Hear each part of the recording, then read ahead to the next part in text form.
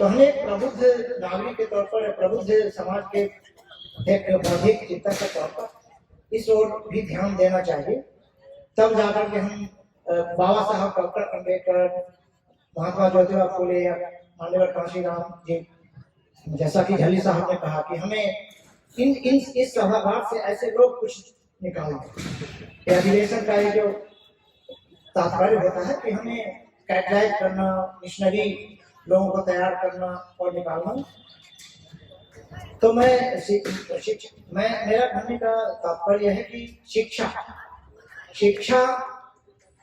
जैसा बाबा साहब डॉक्टर अम्बेडकर ने कहा है कि शिक्षा सैनी का दूध है, जो पिएगा वो धारेगा।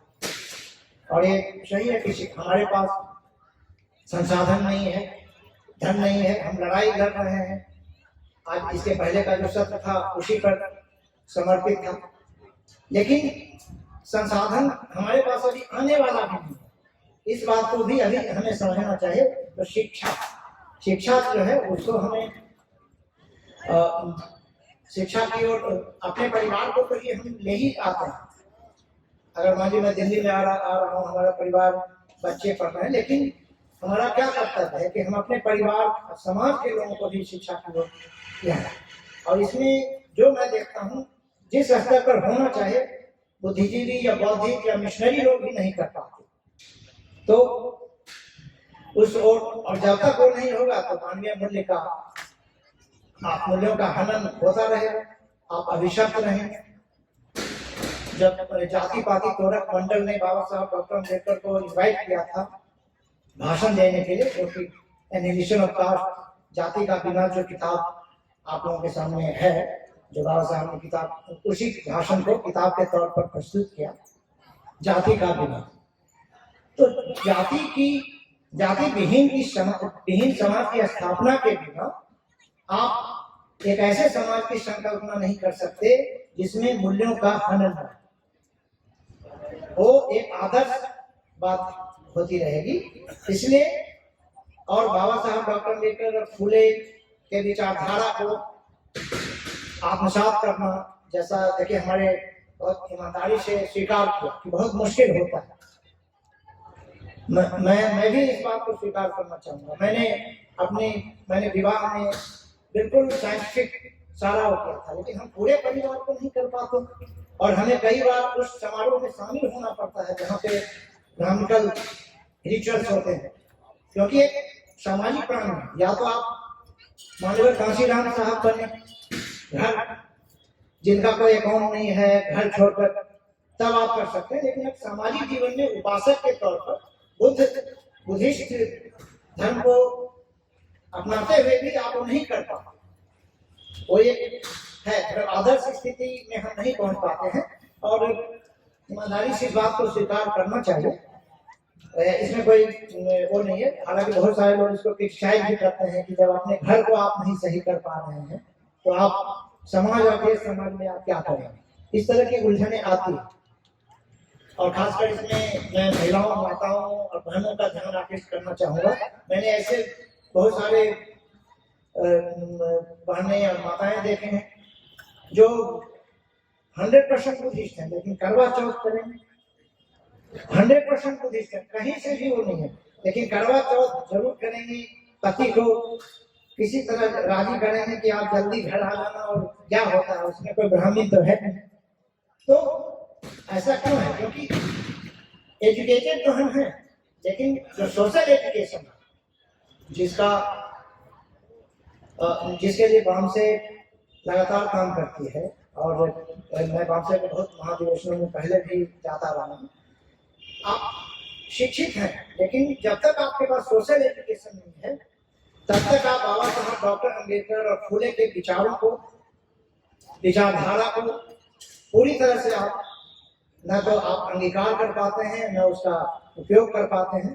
तो इसलिए बहुत जरूरी है कि सोशल एजुकेशन, खासकर माताएं और बहनें इस और जो है सहयोग करें, तो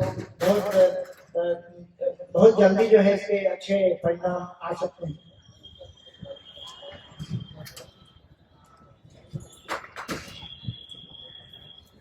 जैसा कि राम साहब ने मानवीय मूल्य को 4 भागों में डिफाइन किया था। मैं उस पर नहीं जा रहा हूँ। मैं बोलूँ कि सामाजिक शिक्षा, सांस्कृतिक शिक्षा, राजनीतिक शिक्षा एवं आर्थिक शिक्षा। हम लोकतंत्र की भी बात करते हैं तो सांस्कृतिक लोकतंत्र की बात भूल जाते हैं। सांस्कृतिक लोकतंत्र क्या है? सांस्कृतिक लोकतंत्र ये है कि जब हम जिस धर्म को स्वीकार करना चाहें, जिस रिचुअल्स को स्वीकार करना चाहें, उसमें कोई बाधा न पहुंचे, तो उस पर भी काफी काम करने की आवश्यकता है, तब हम मानवीय मूल्यों का हम रोक सकते हैं। और एक बात आपने देखा होगा, बहुत सारे अखबारों में अक्सर आता है index, human value index. Bharatiya Samaj का, ह्यूमन रिसोर्सेज का ह्यूमन वैल्यू इंडेक्स क्या है? हमारे पास कोई आंकड़ा नहीं है, बस याद कर रहा था। लेकिन मैं एक दावे के साथ कह सकता हूँ कि जो ह्यूमन वैल्यू इंडेक्स में इंडिया, मतलब पूरे देश विश्व का अगर आप माने तो बहुत खराब स्थिति में है, शायद सबसे बदतर स्थिति में। और इस पे मैं कभी आंकड़ा निकालूंगा और हमारे जो माननीय अध्यक्ष महोदय को मैं इसका वो दूंगा, तो शायद जो अपना इनका जो पुस्तक वगैरह आता है उसमें इसके हिसाब से डालेंगे। क्योंकि अगर आप याद करें, दिल्ली, लोग बोलते हैं कि एक और बात आती है कि जाति, दिल्ली में जाति में कास्ट नहीं है। बहुत सारे ऐसे हमारे लोग इस बात को, बहुत सारे वामसेव के वर्कर लोगों से ही मैंने बात किया है, बोलेंगे कि यहाँ उतना नहीं है, लेकिन आपको एहसास नहीं होने दिया जाता है। बस एक सोफिस्टिकेटेड ढंग से दफ्तर में, हर जगह। अगर आप दिल्ली का आंकड़ा देखें, दिल्ली एक लुटियन जोन्स दिल्ली नहीं है। यहाँ भी हम लोग सेंटर दिल्ली, अम्बेडकर भवन। आप दिल्ली आप चले गए, जो रिमोट दिल्ली है, पूर्वी दिल्ली, जो हरियाणा का बॉर्डर नजफगढ़ चले जाए, या आप जो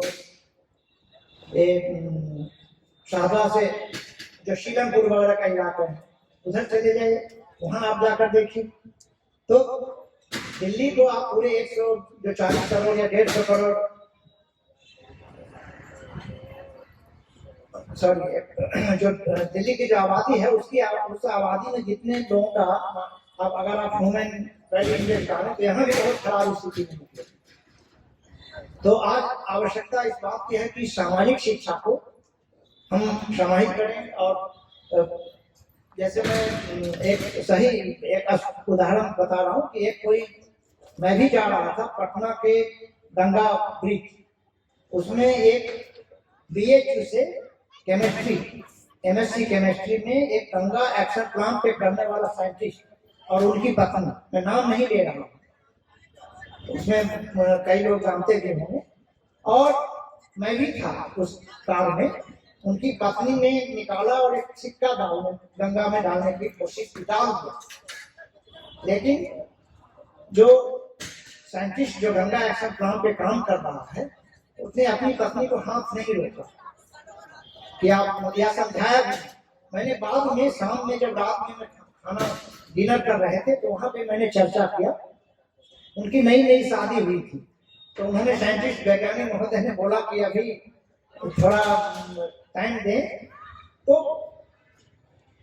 और उसके बाद उन्होंने बोला कि मैं तो अगर माता जी नहीं डालेंगे तो मैं नहीं रोकूंगा। वो अपने ही बहुजन समाज से थे, OBC समुदाय से।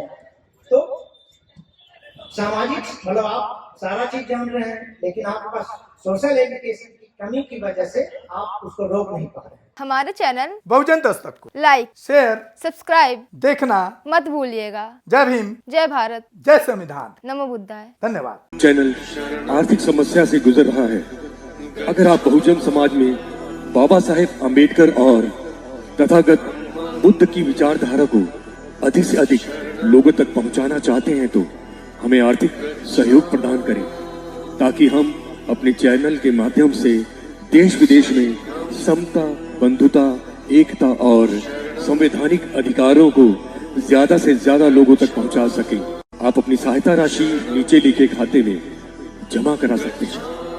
खाता धारक गौतम रत्ना, खाता संख्या 3169 57686561, IFSC कोड SBIN 0060336, बैंक भारतीय स्टेट बैंक।